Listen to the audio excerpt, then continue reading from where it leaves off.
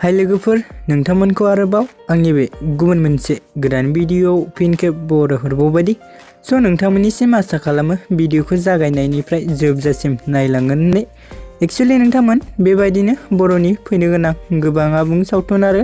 बर' एलबाम्सफोरनि बागै मोनथिबाय थानो थाखाय नोंथांमोना गिबियावनो आंनि गोदान चेनेलखौ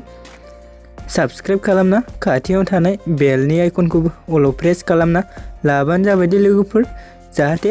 आंनि गोदान भिडिअनि नटिफिकेशनफोरा नोंथांमोननि सेराव थाबैनो सौहैनाय बायदि लोगोफोर आरो नोंथांमोन भिडिअफोरा माबा मोनसे गोरोन्थिफोर जालांब्ला नोंथांमोना निमाहा होबानो जाबायदि लोगोफोर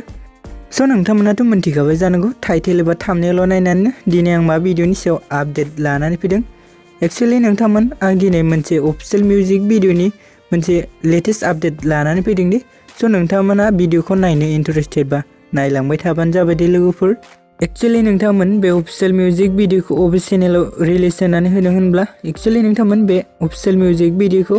लाइना सिरिज चेनेलाव आपल'ड खालामदों आरो लोगोफोर बे अफिशियेल मिउजिक भिडिअनि टाइटेलानो जाहैदों फै फै दे लोगोफोर स' नोंथांमोन दानिया फैदो दे जों बे अफिशियेल मिउजिक भिडिअ गुबै सोरनि फाव खालामनायखौ नुनो मोन्दों होनबा लोगोफोर एक्चुअली नोंथांमोन जों बेयाव गुबै फाव खालामनायखौ नुनो मोन्दों थाजिम आरो बैष्णवी दे लोगोफोर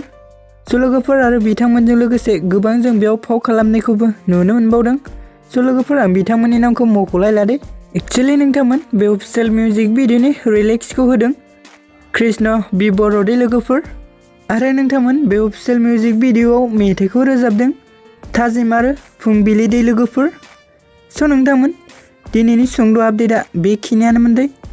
स' नोंथांमोना जुदि भिडिअखौ नायनानै मोजां मोनबाय जुदि भिडिअखौ नायनानै मोजां मोनदोंब्ला अन्नानै चेनेलखौ साबस्क्राइब भिडिअखौ लाइक आरो कमेन्ट खालामनो दाबावदो लोगोफोर